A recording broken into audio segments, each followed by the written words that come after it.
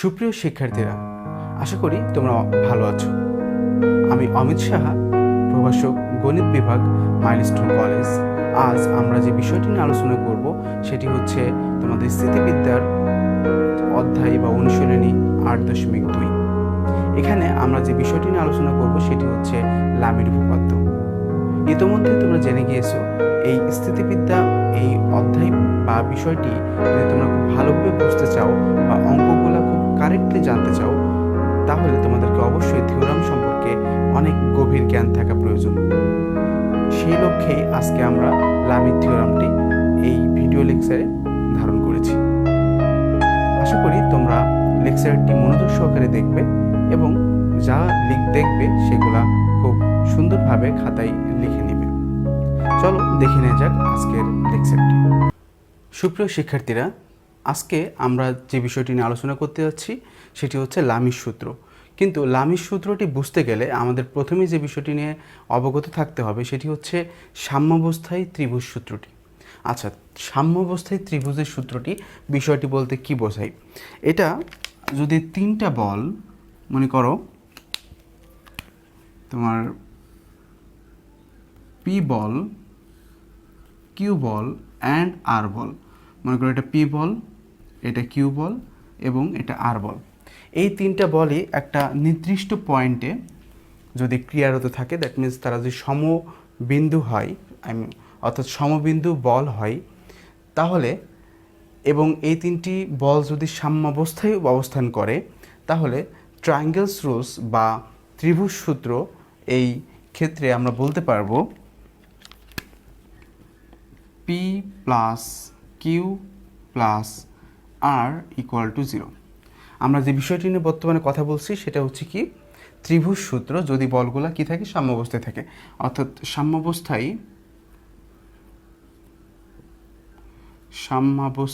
ত্রিভুজ সূত্র।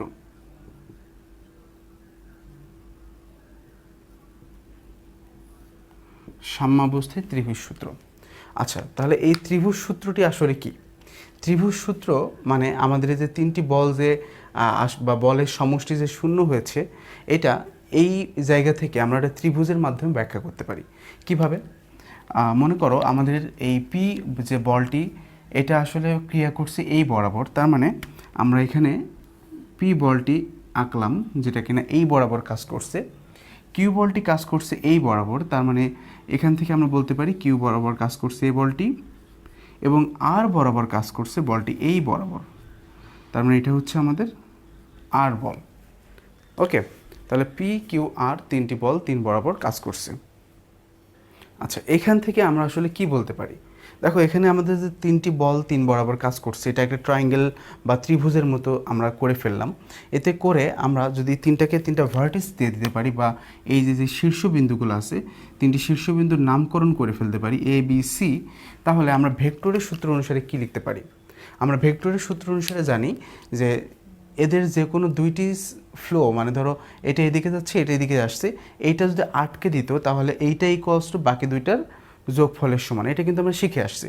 কিন্তু এখানে আনফর্চুনেটলি যেটা হচ্ছে যে আমাদের প্রত্যেকটা বলেরই ফ্লো কিন্তু একই দিকে।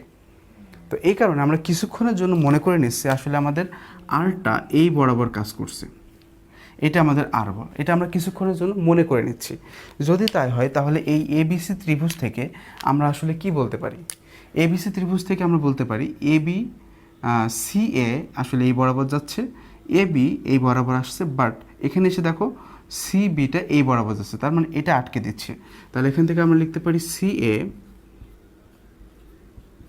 তারপরে এ বি এর যোগফল কিসের সমান? সি বি এর সমান, সি বি এর সমান।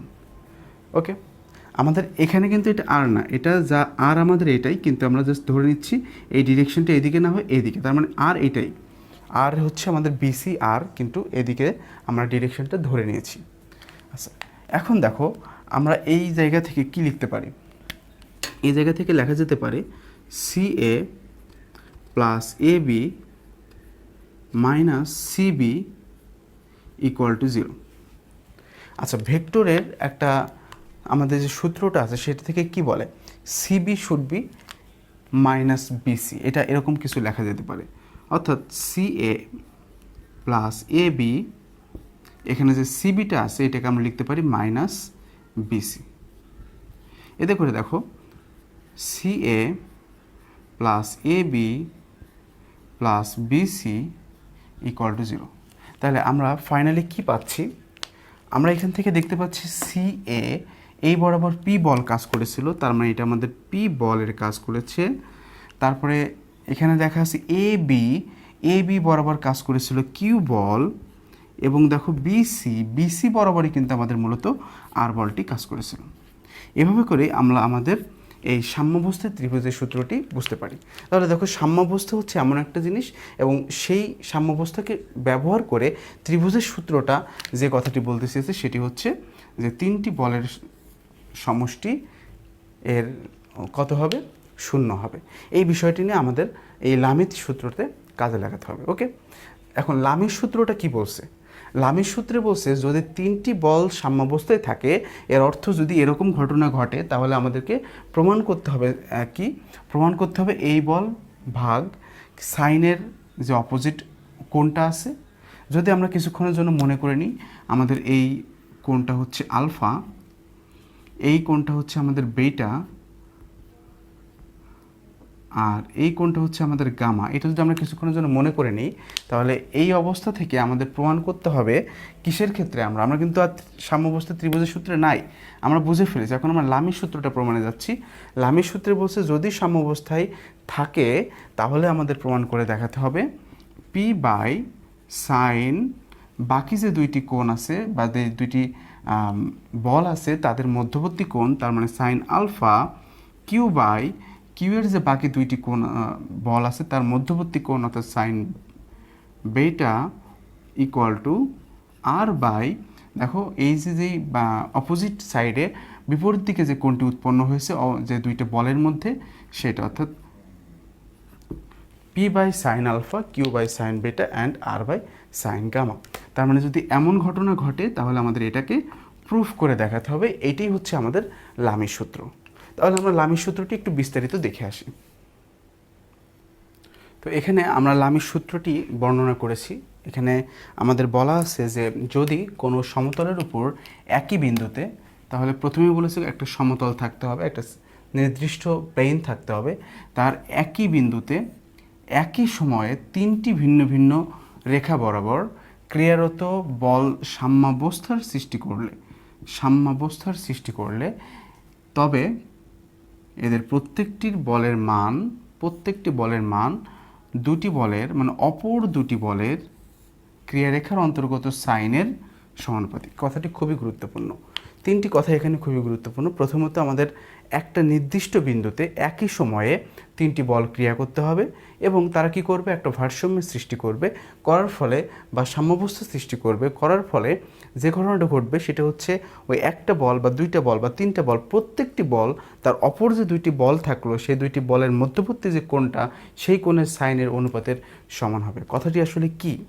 আমরা যদি এটাকে একটু ভিজুয়ালাইজ করার চেষ্টা করি, মনে করো এই সেই আমাদের নির্দিষ্ট বিন্দু, যেই বিন্দুর উপরে আমাদের তিনটি আসলে বল ক্রিয়া করেছিল। যেমন এখান থেকে মনে করো এই বরাবর আমাদের পি বলটি ক্রিয়া করেছিল, এইখান থেকে আমাদের মনে করো কিউ বলটি ক্রিয়া করেছিল, এবং এখানে আমাদের আর বলটি একই সময়ে একই বিন্দুতে ক্রিয়া করেছিল।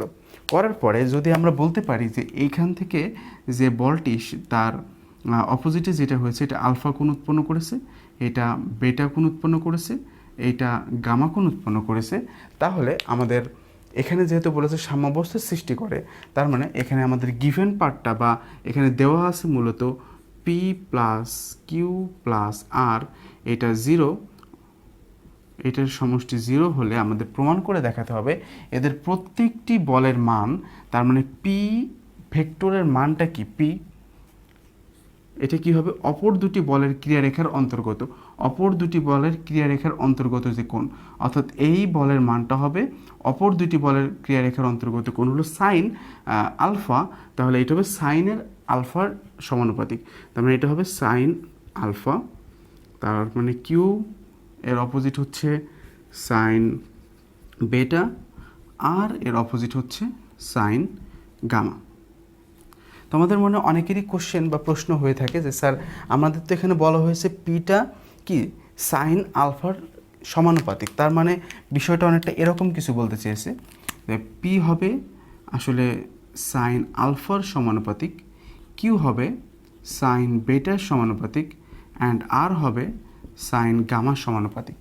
বিষয়টা আসলে কি, এটাকে আমরা লিখতে পারি কি আসলে P equal to K into একটা ধ্রুবক কে ইন্টু সাইন আলফা লেখা যায়, তার মানেই কিন্তু মূলত পি বাই সাইন আলফার মানটা আমরা কে বলতে পারি। এখান থেকে আমরা বলতে পারি কিউ বাই সাইন বেটার মানটা আমাদের কে, এখান থেকে বলতে পারি আমরা আর বাই সাইন গামার মানটা কে। তাহলে দেখো প্রত্যেকটাই কিন্তু আসলে একটা নির্দিষ্ট ধ্রুবকের সমান, এই কারণেই তারা ইন্ডিভিজুয়ালিও আসলে প্রত্যেকের সমান হচ্ছে। বুঝতে পেরেছ? তাই এটাই হচ্ছে মূলত আমাদের সাইনের রুলস। আচ্ছা, তাহলে এই বিষয়টা আমরা যদি আরেকটু স্পেসিফিক্যালি একটা ট্রায়াঙ্গেল বা ত্রিভুজের মধ্যে বোঝার চেষ্টা করি, তাহলে আমরা একটু আগেই দেখিয়েছিলাম, আমরা আবার বিষয়টা একবার দেখে আসি। মনে করো এখানে আমাদের যে পি ফোর্সটা বা বলটা সেটা কিন্তু কাজ করছে এই বরাবর, ওকে। তারপরে আমাদের যে কিউ ফোর্সটা সেটা কিন্তু কাজ করছে এই বরাবর, এবং আমাদের যে আর ফোর্সটা সেটা কিন্তু কাজ করছে আসলে এই বরাবর। এটা হচ্ছে আমাদের আর ফোর্স, ওকে। তো দেখো এখানে আমাদের বলা হয়েছিল কি যে পি ফোর্সটা এই বরাবর কাজ করছে এবং কিউ ফোর্সটা এই বরাবর কাজ করছে। তাহলে এটা দেখো পি এবং কিউ এর মধ্যবর্তী একটা তার মানে এইটাই সে আমাদের গামা কোণ। তারপরে এই বরাবর কিউ, এই বরাবর আর, তার মানে এই কোণটা মূলত হচ্ছে আমাদের আলফা কোণ, আর এই কোণটা মূলত আমাদের বেটা কোণ। আচ্ছা, তাই যদি হয়ে থাকে তাহলে আমরা এই কোণটাকে কি বলতে পারি? কে বলতে পারবা? এই কোণটাকে আমরা কি বলতে পারি? অবশ্যই এটা অবশ্যই 180 ডিগ্রি মাইনাস গামা, এটা অবশ্যই 180 ডিগ্রি মাইনাস আলফা, এটা অবশ্যই 180 ডিগ্রি মাইনাস বেটা। আচ্ছা দেখো, আমরা একটু আগেই একটা ফর্মুলা কিন্তু আমাদের সাইন থেকে শিখে এসেছি যে বলটি থাকছে এখানে কিন্তু এই পি কিউ আর তিনটি কি সাম্যাবস্থায় আছে, কারণ তিনটি বলে একটা নির্দিষ্ট বিন্দুতে একই সময়ে কি তারা ক্রিয়ারিত, এবং আমরা জানি যে তিনটি বল সাম্যাবস্থায় থাকলে P plus Q plus R equal 0 হয়, এটাও আমরা জানি। তো এখান থেকে যে বিষয়টি আমাদের মনে করতে হবে বা বুঝতে হবে সেটা হচ্ছে দেখো এখানে যে পি বলটা আমাদের কাজ করেছে, সেই পি বলের সাথে এই একটা অ্যাঙ্গেল যেটা কিন্তু কি এর সাথে নাই, অর্থাৎ অপোজিট যে দুইটা আমাদের ফোর্স ছিল সেই ফোর্সের সাথে কাজ করেছে কি এইটা, তাহলে পি বাই এটা লেখা যেতে পারে, অর্থাৎ এখান থেকে লেখা যেতে পারে P by sine 180 degree minus alpha Q by Q এটা, তাহলে এটার সাথে নাই কে এটা, তার মানে sine 180 degree minus beta, and finally R by sine R এর সাথে সম্পর্ক নেই এটার 180 ডিগ্রি মাইনাস গামা। আচ্ছা দেখো এই বিষয়টা থেকে আমরা কি বুঝতে পারছি, সাইন 180 ডিগ্রি মাইনাস সামথিং, তার মানে সাইন থেকে 180 ডিগ্রি থেকে কিছুটা কম, অর্থাৎ এটা আসলে সেকেন্ড কোয়াড্রেন্ট কি করছে বা দ্বিতীয় চতুর্ভাগ এটাকে আসলে নির্দেশ করছে, এবং তার মানে সাইন অবশ্যই পজিটিভ। আর সাইন যদি পজিটিভ হয় তাহলে এখান থেকে আমরা লিখতে পারি P by sine alpha Q by sine beta and R by sine gamma. তার মানে দেখো আমরা এইভাবেও মানে ট্রায়াঙ্গেলস ফর্মুলাটা অ্যাপ্লাই করেও আমরা কিন্তু বলতে পারি যে আসলে আমাদের তিনটি ফোর্স যদি ইকুইলিব্রিয়াম বা সাম্যাবস্থায় থাকে তাহলে তারা লামির ফর্মুলাটাকে আসলে কি করে সাপোর্ট করে। তাহলে দেখো আমরা এইভাবে করেও আমরা ক্যালকুলেশনে আসতে পারি, আবার এইভাবে জ্যামিতিকভাবেও আমরা এটাকে সমাধান করতে পারি। তো এই বিষয়টি হচ্ছে আমাদের মোটামুটি সাইনের সূত্র। আচ্ছা আরেকটা বিষয় আমাদের বারবারই পরীক্ষায় এই বিষয়টা নিয়ে পরীক্ষায় না তোমাদেরকে মোটামুটি জেনে রাখতে হবে যে এর বিপরীত প্রতিজ্ঞাটা কী। কোশ্চেনটা বা প্রশ্নটা এইভাবে তোমাদের থাকতে পারে, বা আমাদের অঙ্কের ক্ষেত্রে দেখা যায় যে এই ধরনের ফর্মুলাগুলো কাজে লাগে খুব বেশি, এবং বিপরীত ফর্মুলাটা যেটা বলে লামির সূত্রের বিপরীত প্রতিজ্ঞা, সেটা হচ্ছে যদি এরকম হয় মানে P by sine alpha Q by sine beta R by sine gamma এরকম যদি হয়ে থাকে তাহলে সেটা আসলে বল তিনটি আসলে কি সাম্যাবস্থায় থাকবে, তার মানে পি প্লাস কিউ প্লাস আর হবে কত 0। তার মানে বিপরীত মানে বিষয়টা বিপরীত, তার মানে এই ক্ষেত্রে আমাদের দেওয়া থাকবে কিন্তু এটা প্রমাণ করতে হবে এটা কোথায়, যখন লামের বিপরীত সূত্রটি আমরা বা বিপরীত প্রতিজ্ঞাটি আমরা প্রমাণ করব। ক্লিয়ার? তো দেখো আমরা কিন্তু আজকে যে বিষয়গুলো নিয়ে অনেকক্ষণ ধরে আলোচনা করলাম এগুলো মূলত আমাদের অঙ্কের ক্ষেত্রে কাজে লাগবে, স্পেশালি এই 8.2 চ্যাপ্টারতে তো এই বিষয়গুলো আসলে কিভাবে আমাদের অঙ্কের মধ্যে ইমপ্লিমেন্টেশন ঘটছে এইটাই আমরা বোঝার জন্য একটা অঙ্ক আমরা দেখে ফেলব। ওকে, আমাদের অঙ্কটি হচ্ছে উদাহরণ 1। এখানে বলা হয়েছে পি কিউ আর বল তিনটি কোনো ত্রিভুজের এবিসি শীর্ষবিন্দু থেকে যথাক্রমে তাদের বিপরীত বাহুর লম্বাভিমুখী দিকে ক্রিয়ারত থেকে ভারসাম্য সৃষ্টি করেছে। তার মানে তারা কি করছে, তিনটি শীর্ষবিন্দু থেকে আমরা যদি তিনটি লম্ব অঙ্কন করি সেই বরাবর এই তিনটি বল ক্রিয়ারত থেকে ভারসাম্য সৃষ্টি করেছে। এই বিষয়টি খুবই গুরুত্বপূর্ণ। যখনই ভারসাম্য সৃষ্টি করেছে কথাটি আসে, তার মানে বল তিনটি কি আছে, সমবিন্দু, এবং তারা কি আসলে ভারসাম্য সৃষ্টি করেছে। যখনই তিনটি বল ভারসাম্য সৃষ্টি করে তখনই কিন্তু আমরা বলতে পারি আসলে এইখান থেকে আমরা লামির সূত্রটি প্রয়োগ করতে পারবো। আচ্ছা, বিষয়টি আমরা একটু বুঝে আসি যে এখানে বলেছে এবিসি একটা ত্রিভুজ থাকবে। ওকে, থাকলো। আচ্ছা, এবিসি ত্রিভুজের তিনটি আমরা নাম দিয়ে দিই এবিসি। মনে করো এটা হচ্ছে আমাদের এ, এটা হচ্ছে বি, এটা হচ্ছে সি। এখান থেকে আমাদের তিনটি বল ক্রিয়ারত থাকতে হবে, কে কে, এ, বি এবং সি। আচ্ছা, আমাদের তিনটি বল ধরো আমরা দিয়ে দিলাম। এই বরাবর আমাদের পি বলটি কাজ করছে, মনে করো এটা আমাদের পি। এই বরাবর আমাদের কিউ বলটি কাজ করছে, মনে করো এটা কিউ। এই বরাবর এটি আর বল কাজ করছে, সো মনে করো না এটা আর। ওকে, তাহলে এই যে পি কিউ আর এই তিনটি বল যে ক্রিয়ারত, তো এখান থেকে একটা বিষয় খুবই গুরুত্বপূর্ণ যে দেখো এখানে কিন্তু প্রত্যেকেই 90 ডিগ্রি কোণ উৎপন্ন করেছে, কারণ যেহেতু কে তিনটি লম্ব। আচ্ছা, এখন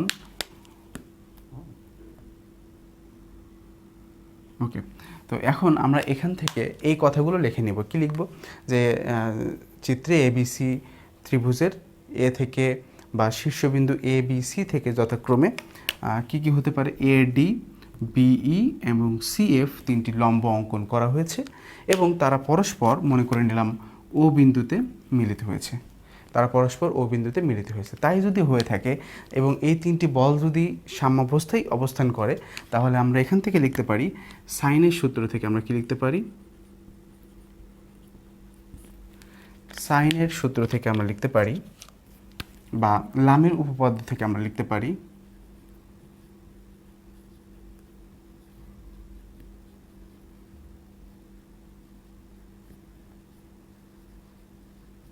লামের উপপাদ্য থেকে আমরা লিখতে পারি এই বরাবর পি বলটি কাজ করছে, তার মানে পি বাই সাইন। এখন একটা বিষয় আমাদের বুঝতে হবে যে এই পির অপোজিটে আসলে কি কোণটি আছে, কোণটা কিন্তু এই কোণটি আছে। তার মানে এটা হবে ই ও, না এটা সি না, এটা হবে হচ্ছে মনে করি পি, ওইটা ই, এটা হচ্ছে এফ। ওকে, তাহলে ই ও এফ, সাইন ই ও এফ। ওকে, তারপর হচ্ছে কিউ বরাবর, অর্থাৎ কিউ এর অপোজিটে যে কোণটি উৎপন্ন হয়েছে, কিউ এর অপোজিটে কোণ উৎপন্ন হয়েছে কিন্তু এইটি, অর্থাৎ ডি ও এফ।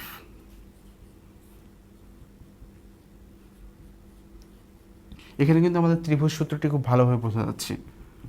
এবং আর, অর্থাৎ আর বলটি কাজ করছে এখানে, তার অপোজিটে আছে এই দুইটি বাহু, তার মানে এইটি হচ্ছে আমাদের আর এর অপোজিটের যে কোণটি, তার মানে এটা হবে সাইন ডি ও কিউ। ঠিক আছে, তাহলে পি কিউ আর মনে করো আমরা লিখে ফেললাম।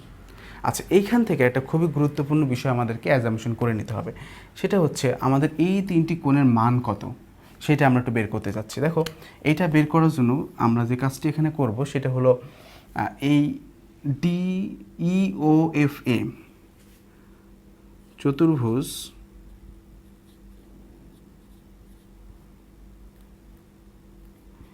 ই ও এফ এ হতে আমরা কি লিখতে পারি, আসলে এই চারটি কোণের যোগফল কত, 360 ডিগ্রি, এতে কিন্তু লেখা যায়। কিন্তু দেখো মজার ব্যাপার হচ্ছে এই কোণটি এবং এই কোণটি কিন্তু 90 ডিগ্রি। যেহেতু এই দুইটি কোণ 90 ডিগ্রি, তার মানে এই দুইটি যোগফল অলরেডি 180 হয়ে গেছে। তাহলে এখন আমরা বলতে পারি এ কোণ এবং এটার যোগফল 180।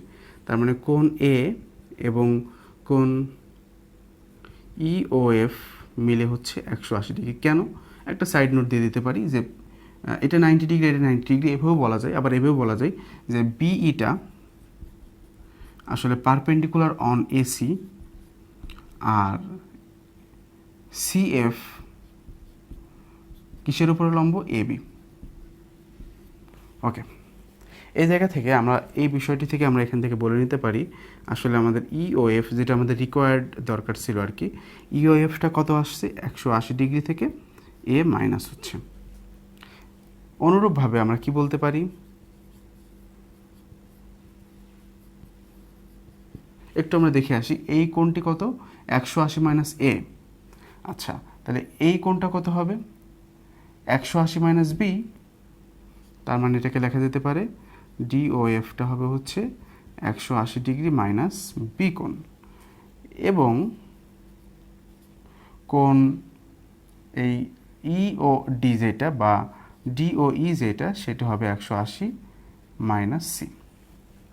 তাহলে এইভাবে করে আমরা বলতে পারি যে ইওএফ, ডিওএফ এবং ডিওই এই যে কোণ তিনটি আছে, তিনটি কোণ আমরা এইভাবে বের করে নিতে পারি। তাহলে এখন যদি এই তিনটি কোণ আমরা এই জায়গায় বসিয়ে দিই তাহলে আসলে কি অবস্থা দাঁড়ায় এটা আমরা একটু দেখে নেব।